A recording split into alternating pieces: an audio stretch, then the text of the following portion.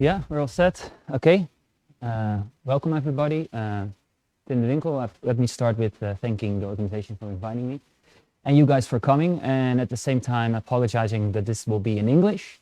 It will be in English so I can use this presentation and the live stream for my classes, because I wanted to make this point. I'm not lazy. I could have done this in Dutch and then re-recorded for my lectures, but the academy as it is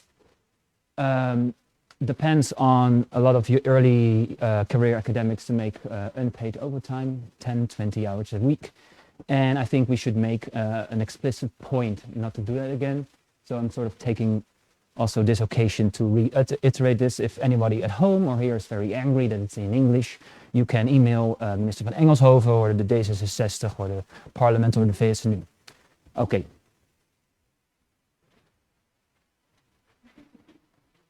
Let's leave the present for now and go back to 2016. Let's see if this works.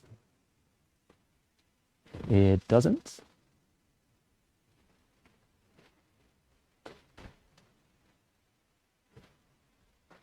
Yeah. 2016, not that much different from today. We were afraid of fake news. We had the idea of the filter bubble being a deteriorating influence on our media system or even democracy. And it was also the time that a very exclusive company, namely the Assembly of Editors-in-Chief, was planning their next annual networking event. So these are the editors-in-chief of all the major media, so the Volkskrant, Telegraaf, all the newspapers, but also public media broadcasting of the NOS, radio, and some of the major magazines. And this time, a magazine, namely the Linda, would host the networking event, and it would be at Het Gooi, at Linda's headquarters. And to give the whole thing a bit of a cachet, because they were just going to network and drink white wine, they always want some lectures, sort of like this, to entertain the masses, and then they could like move on with, I guess, their fun day. So they asked a very important journalist called Jeroen Smit. And they came to him with a certain question, because also already in 2016 we knew that the relations between politics and media had changed for the large part. If they didn't notice, the politicians themselves are pretty eager to tell them this.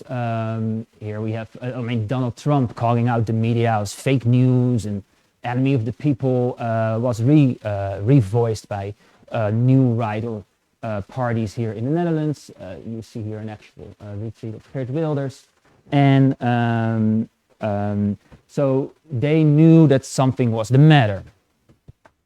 So they asked, what is the matter? Or do we still matter? Because the assumption of this visualization is that somehow, first you had the press, assumed to be an important democratic actor in the whole participatory democracy, being the watchdog of the political process, fourth pillar of democracy, they say.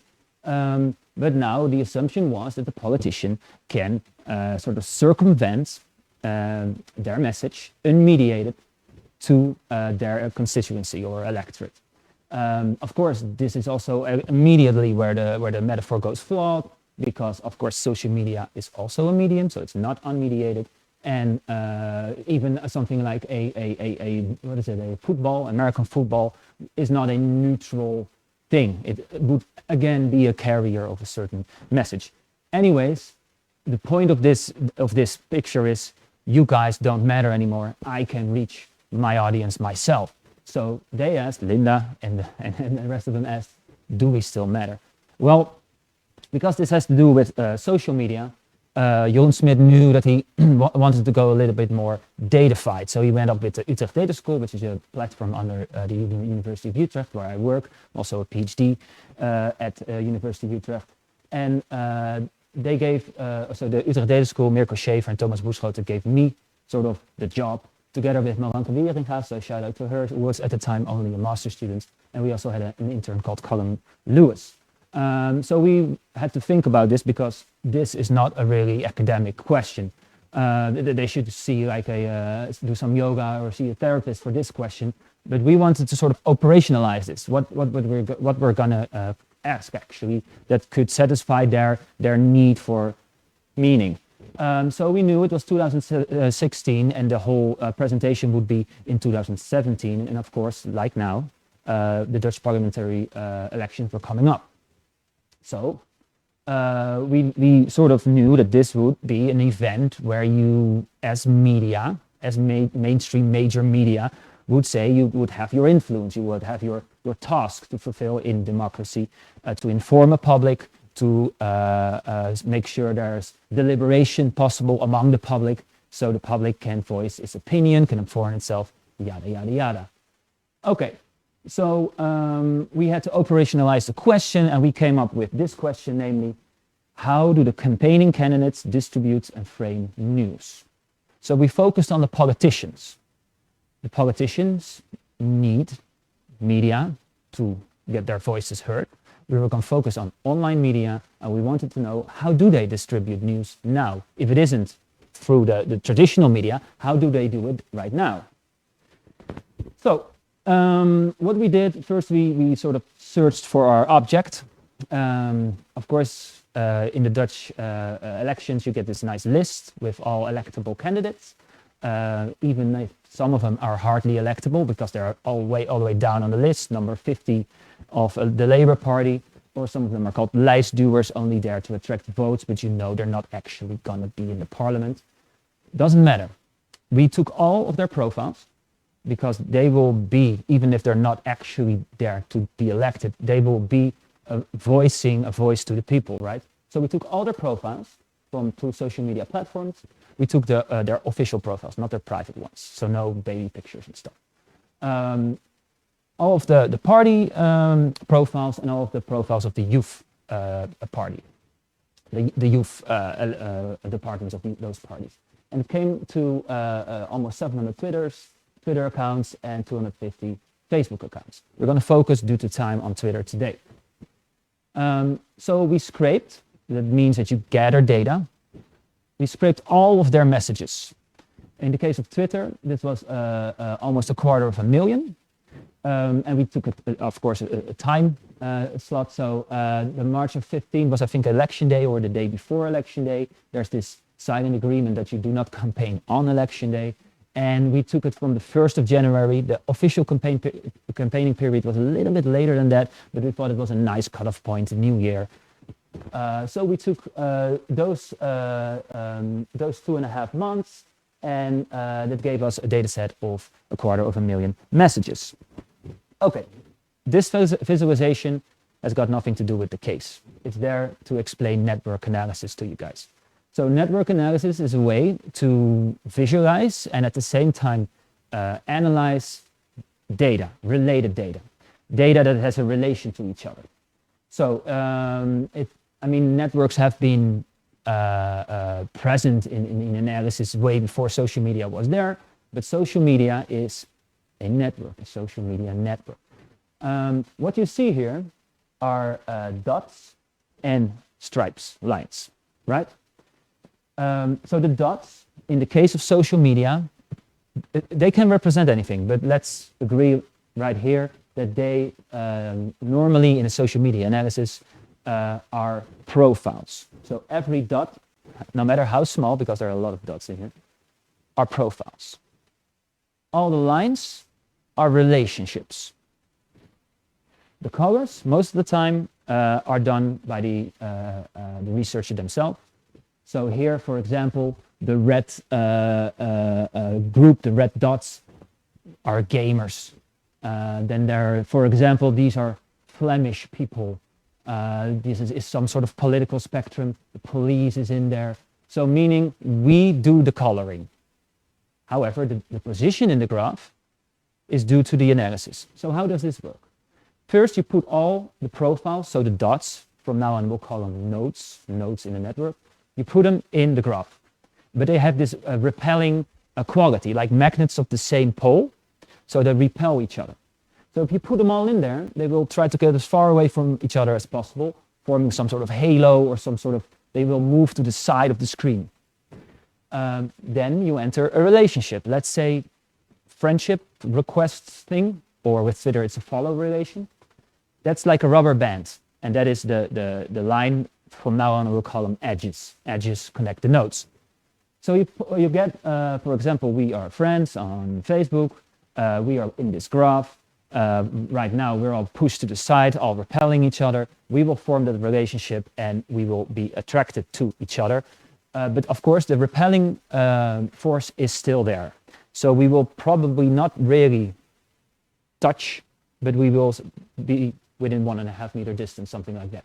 So you add all these relationships, but of course these are not perfectly divided among all of us. We are not all friends on Facebook, meaning that maybe I'm friends with 3 of you, and you are friends with all of them, but my node will try to move away from them because of the repelling nature of a node, whereas the attracting forces are still there. So it will form something of like a messy hairball, something your cat cuts up.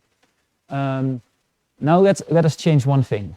What if it's not friendship relationships, but at mentions, meaning every time I spoke to you, every time I replied to you. The major difference is that whereas a friendship is binary, it's either yes or no, we have an attraction or not, inserting the amount of replies gives a sort of gravity to all these different nodes. So I might have 70 relationships with you, 2 with you, 5 with you, and then the network becomes even more complicated. Okay, now let's go back to the case. These were the profiles. We'll focus on Twitter. So these are the amount of nodes. And these are the nodes in the network. I've added extra nodes because the thing I was interested in was the sharing of news. So every time I didn't take a friendship request, I take retweets of news.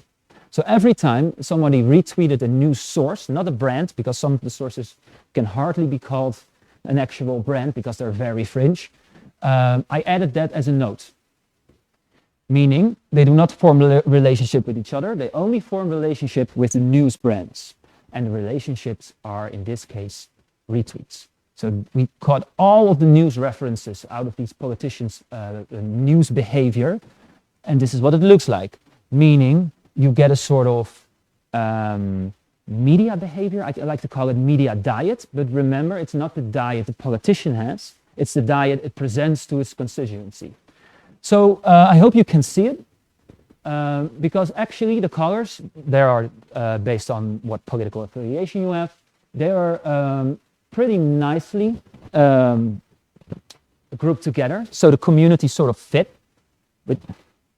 which is not necessarily, didn't have to be. This means that for whatever reason, it seems like most parties actually present the same media diet to their viewers. And remember, this is not based on article. So they could have presented way different articles individually. It means they presented the same sort of relative frequencies of brands. The second thing, and this is my favorite thing about this graph, is it actually mimics the Dutch political landscape pretty well. This is the Green Left Party. It doesn't matter it's right or left, but it does have sort of a position a little bit on the outside. And if you go into what parties are adjacent to it, you see that it's actually the more left-wing parties, or D66 with is left-wing or progressive with right economically, but does share somewhat of the same news. You have a center. By the way, there's also a lot of small media brands. They are hovering around each political party. These are special interest groups. So in the case of GroenLinks, it's like Amnesty, but also people who care about forests, people who are interested. And with the VVD, the Liberal Party, is more like business brands, pretty harmless, and they always remain very small. Most of them are harmless. There are also toxic actors in there. We have a center, and actually what's in there are indeed the centrist parties as well. And what's also in the center are actually all the major news brands. So, I guess good news for them. That means that because they're in the center, they're shared by probably about everyone in the spectrum. Because this is the right, we will come back to that later on. If they weren't shared by the right at all, the graph would look different. The right would be removed. the media brands would be more to the left, focusing only at GroenLinks or the mainstream media or mainstream parties or whatever. This is the only, by the way, you see the major, at the top, the pink one, that's the Pirate Party. They are a little bit different, both in that they're pretty specific about internet freedom. Also their media, the thing they present, their media behaviors are also a little bit different, perhaps because they're way more savvy and they have this more techie feeling. So they are actually outsiders, and they're also outsiders on the graph. This is the major exception, which is the new right. In 2016, this was predominantly the major actor was the PVV. Forum for Democracy, which is major now, was still small back then. And also there was the Geen Pijl party, which was for the Ukraine referendum. There were one or two other new right parties, and there was this weird Nieuwe Wegen party, which was sort of leftist, or they were left-wing, but they were saying we don't want to talk about identity politics. There were such kind of movements. They were actually in this sphere as well, very contrarian, I guess. But there's a difference. First of all, they're a little bit removed of the center, noticeable, but I wouldn't have major conclusions on it. But this is the difference. This is, by the way, the Telegraaf. That is one of the only major brands that really took a side.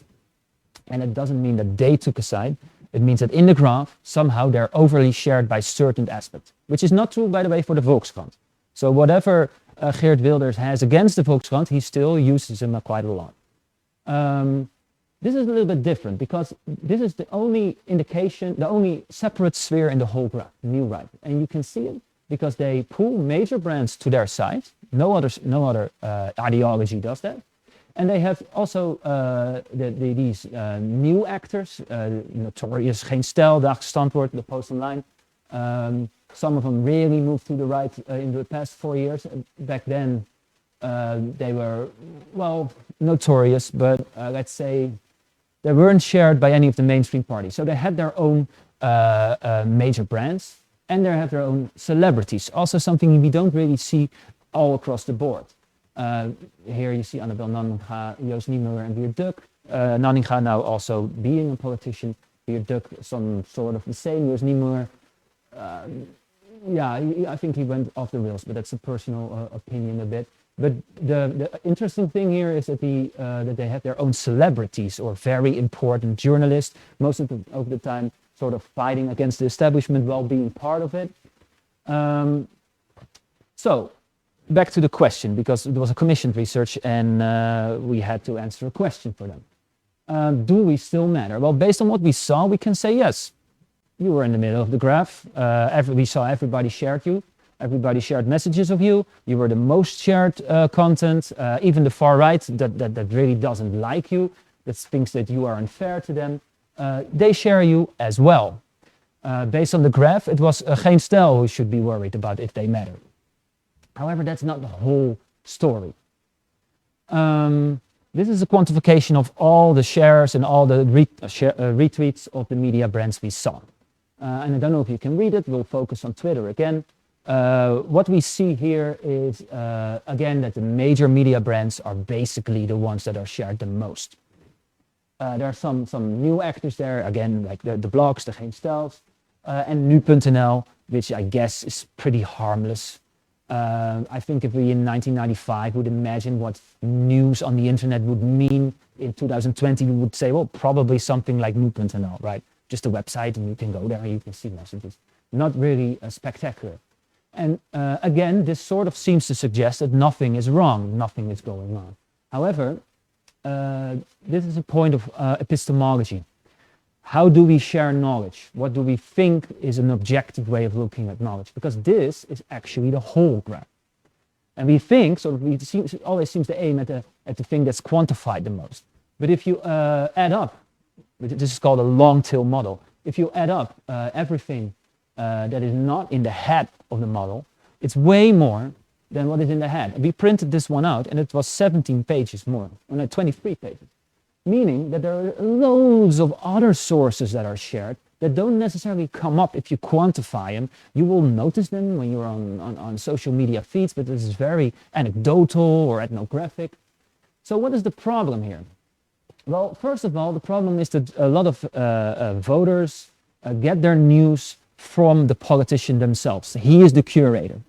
And I've picked Geert Wilders because he's such a beautiful case, but this is true for any politician's feed. So the feed is now the format in which you take on your information. On that feed, you've got brands. Some of them are mainstream, institutional. So there's some sort of quality check and ethics commission. There's a school of journalism behind it. Some of them are very toxic outside foreign websites. Some of them are very cute special interest groups. Some of them are kids in their basement of their mother. Other are nice clubs, hobbyists who have opinion about origami and nature or something. So it's there's all of it is in there. But once it appears on the feed, a lot of, because the social media gives it the context, gives it the view, a lot of the context is gone. So you don't know if this is really weird or just specialist, or is it perhaps mainstream. Some websites can disguise themselves as being seemingly very well built. The second problem is that in a newspaper, so there's a picking and choosing of the politician. We sort of knew that, of course. But I think this is the major problem. So a newspaper, let's take a newspaper, has a format. The format, the paper quality of the newspaper sort of betrays how you should view the news. There's a front page, which is the most important. There's a second or third page, also important, not as important. You got a satirical section. You got a section that has to do with lifestyle. Your opinion is often very obvious because then all of a sudden the reporter's head is on top of it, and it's most of the time in the sidelines. So it gives you all these hints. Also, there's a polyphony of voices, a polyphony of topics. So any newspaper will contain at least 20, 30 topics. Whereas on a feed, you have, I think, an estimation of, if you don't count themselves campaigning, which is a major topic as a topic, 4 or 5 topics. So it also seems like it's very, very important. All of a sudden, on Wilders' feed, in comparison to any newspaper, migration and crime are very, very important. If this was Jesse Klaver, ecological themes would be very, very important, and other themes would not be there or hardly ever be there. So that's a major, major difference. Think of this: an audience gets this as their format. That's not necessarily. I mean, they're literate in the way that they can read, but do they understand what a medium is? Do they understand what people do at a newspaper? Do they understand that there's not a government official telling them what to write? Do they understand that it's young people starting their jobs, being on the street? Do they understand the economic incentives? No. So do they really understand what they are reading and what the difference is between a feed and a newspaper? I'd say no. So we call this a bricolage, and we think that this is actually really, really concerning. So if they ask us, do we still matter? I think our honest answer would be, yeah, you matter, but you lost control over the story. We look at the media for giving us the story, controlling politicians, well, not controlling, criticizing politicians, fulfilling a task. But how can they do that when they are actually used in the story of the politician? The irony will be that the politicians now sort of review the press. They tell them if they're happy in their quote retweets, they're happy with the article, if this is truthful or this is false, which is a reversal of the actual dynamic where a democracy depends on. So these are our conclusions. Traditional media are vulnerable to framing and decontextualization, and framing is very easy to imagine. The decontextualization is vital as well. Politicians select messages, topics, and discourses which suit their needs, ignoring others. I'm not blaming politicians for doing this. It's the weird difference in control and power and influence, or actually sort of the deteriorating control of the media, which makes this problematic. Not that politicians want to get their message across. Traditional media still have a leading role, but now it is in the politician's story, thereby losing their gatekeeping role. They're a curating role, curating for public debate and democracy. And that is really problematic for the concept of what we call the public sphere, where the idea that the public can deliberate among themselves, formulate opinion, inform themselves, and then form a counterweight to, for example, the market, the state, perhaps once the church, so they could sort of see that there's a public interest as well, and not just a market incentive or a political incentive. That's it. Thank you.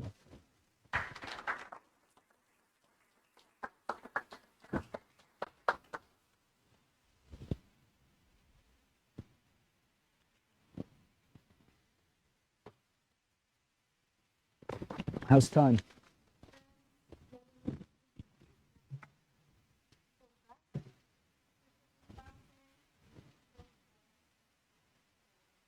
Het mag in Nederlands op zeggen.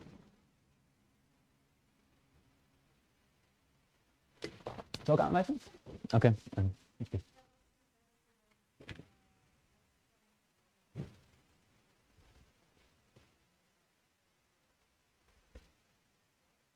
Ja, de vraag was wat voor veranderingen ik zou willen aanbrengen. Wel, laat ik beginnen met te zeggen dat het natuurlijk meer een theoretisering is. Het is niet per se een voortvoering uit het empirisch onderzoek wat ik heb laten zien. Mijn suggestie zou zijn dat op de korte termijn, als je, weet ik veel, hate speech wil batteren, dan moeten mensen maar lekker nadenken over deplatforming en zo. Ik geloof op zich wel dat dat kan. Op de lange termijn, echt om de onderliggende dingen aan te pakken waar ik het over heb, zou ik een terugkeer van publieke ruimte en het publiek willen hebben. Daar bedoel ik mee. We zijn wel al 20 jaar de publieke sector aan het uithollen. Dat betekent ook heel erg weinig lokaal of regionaal journalistiek. Dat betekent heel erg weinig participatie voor burgers. Allerlei vormen van verenigingsleven zijn afgeschaft. En ik maak me wel eens zorgen over wat er gebeurt als de enige vorm van democratische participatie nog het stemmen is.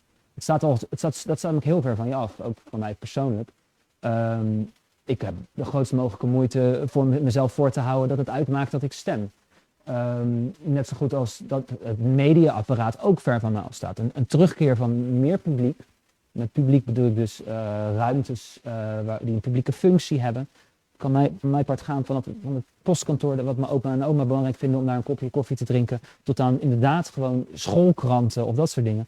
Zodat er een veel meer nabijheid is van een burger tot aan de instituten die toch ook ons als publiek maken en ons als democratie helpen. Dat zou mijn oplossing zijn. Maar dat is een terugkeer naar een publiekheid die decennia zal duren.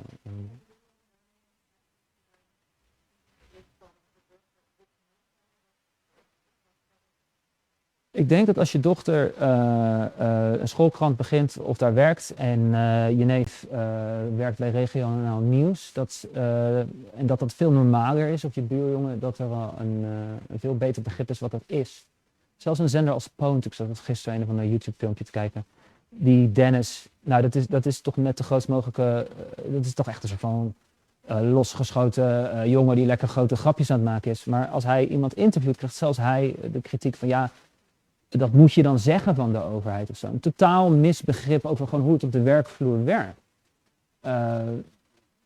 Ja, dat is problematisch. En dat geldt ook wel, denk ik, voor regionale politiek. Als je ziet hoe, ga ik het weer over overwerk hebben, maar hoe overwerkte regionale politici en raadsleden zijn. En hoe weinig voor betaald krijgen. We nemen het niet eens meer serieus als een publieke functie. Tenminste, wij, ja, als maatschappij. Ja, dat is wel problematisch. Het maakt hun werk moeilijker, dus ook van mindere kwaliteit. Minder mensen doen het. Alleen de mensen die hoogheid zijn, op de een of andere manier de tijd hebben om dat erin te steken. Ik denk als we democratie en het democratisch proces meer zouden zien als iets continuerend, als een publieke rol die je op verschillende manieren kan vervullen. Niet alleen 1 keer per 4 jaar de kieswijzer invullen en dan gaan stemmen. Dat mensen een veel sterker geloof in media en politiek en hun eigen rol als publiek zouden hebben. Ja.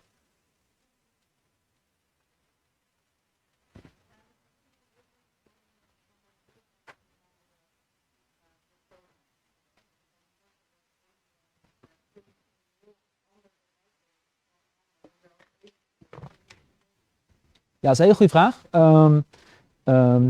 Nee, tenminste we wisten het wel, maar we hebben gewoon gekeken naar de verspreiding van politieke partijen.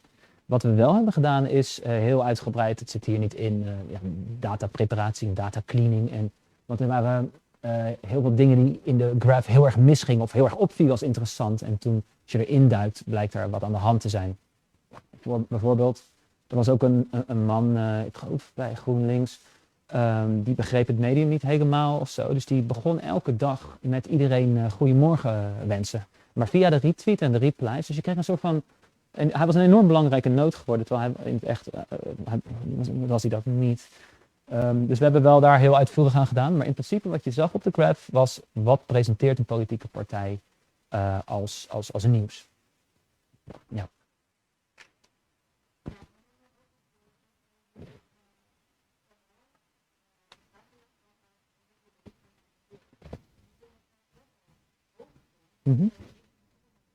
Ja?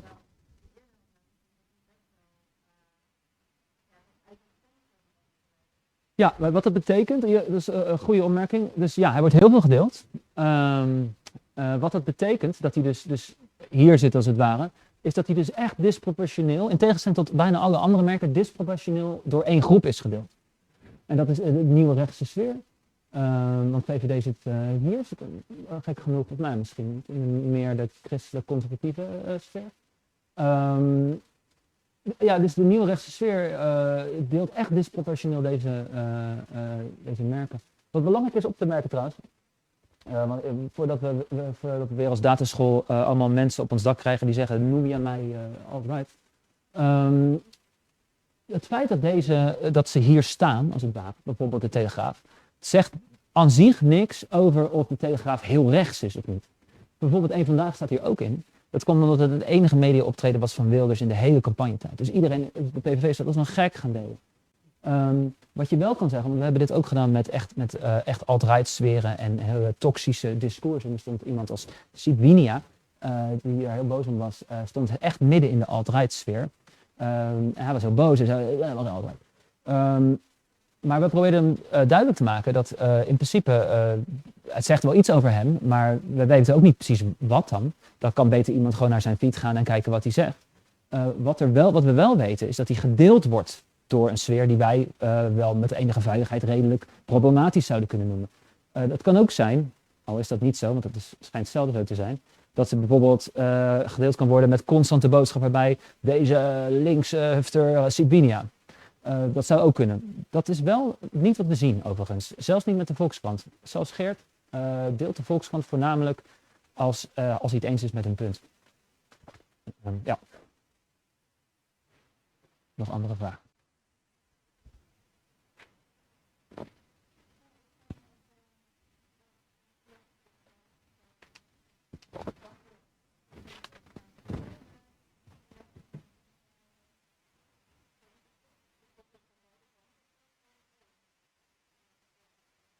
Ja.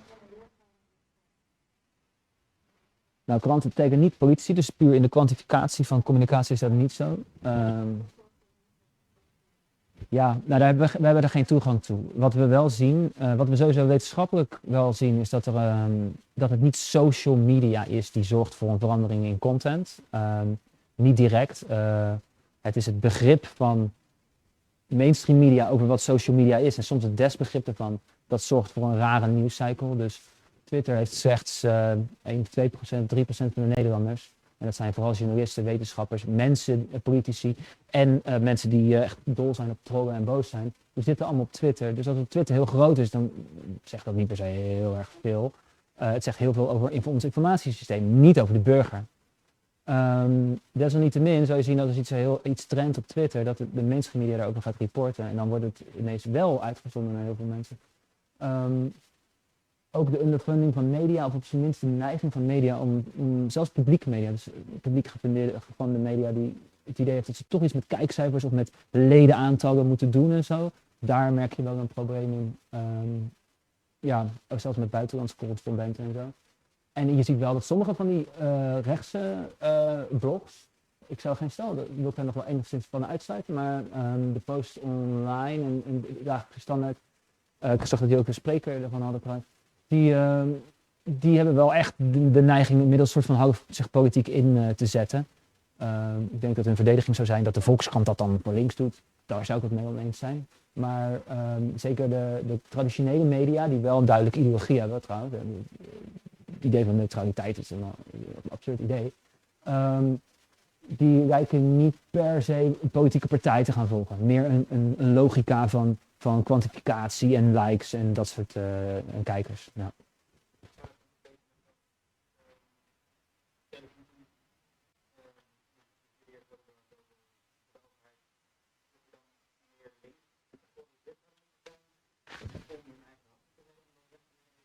Nee. Dat denk ik niet. Dat is denk ik niet wat er gebeurt. Ik denk wel dat rechtse partijen over het algemeen minder voor de publieke omroep zijn, of minder funderen.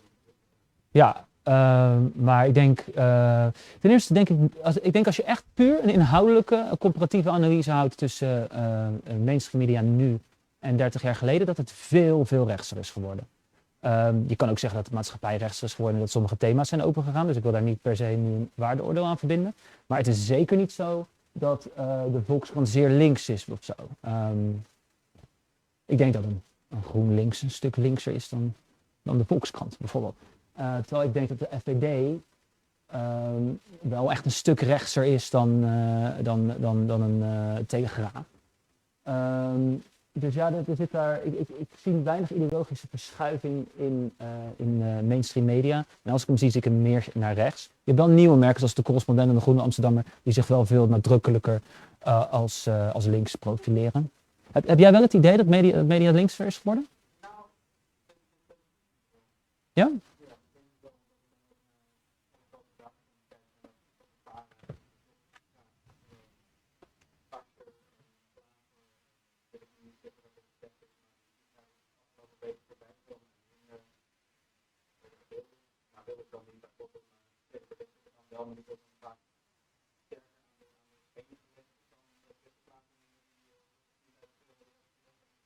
Ja.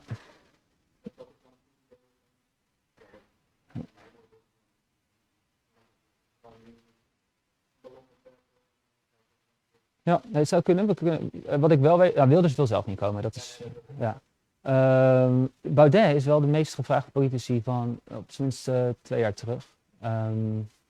Dus ik weet niet of hij ondergerepresenteerd is. Ik weet ook niet zo goed hoe het nu werkt met hem. Ook omdat hij zich toch wel een beetje lieert aan Lange Frans en zo. Dus ik weet niet precies wat dat voor hem betekent. Ja, of ze kritisch genoeg zijn tegen Asscher. Nou, we kunnen kijken wat er gebeurt met de 10.000 euro. Nee, maar ik bedoel met hoe de media erop reageert. Is die al in een op-één geweest?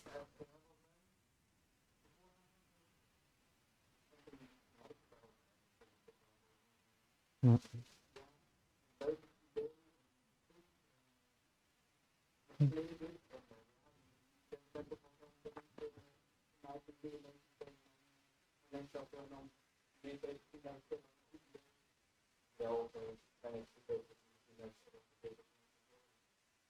Nou, dat weet ik eigenlijk niet.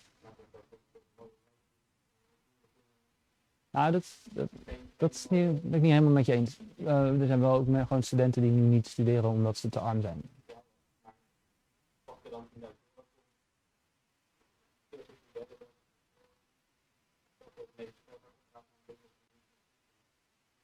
Ja.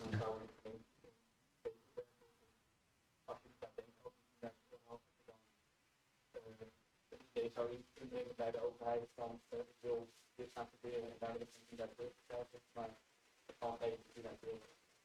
Nou, ik vind het ook een idee van niks, maar ik wil wel oppassen omdat ik toevallig waarschijnlijk inderdaad het zou opdrinken te doen alsof welke student dat is, want er is wel al serieuze armoede ook onder studenten. Ja.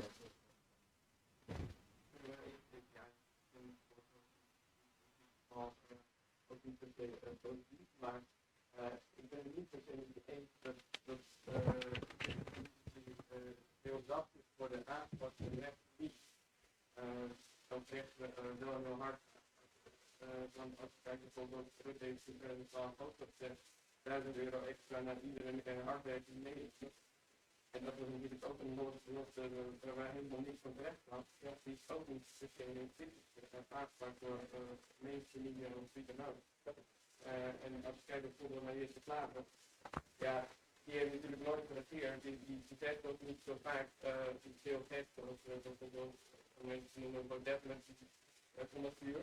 Daar kun je hem heel hard aanpakken.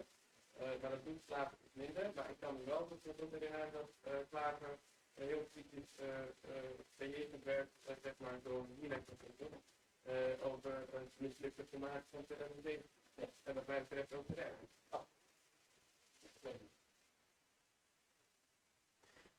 Om terug te gaan naar de lezing. We zien geen hang naar links binnen ons mediasysteem. We zien een lichte hang naar centrumpartijen en een lichte hang naar sensatie. Dus daar wordt wel veel gevraagd, maar dan inderdaad om te bekritiseren. Maar goed, ja, sommige uitingen van hem zijn ook wel heel spectaculair, onwaar, dus dan krijg je dat. Ja. Oké.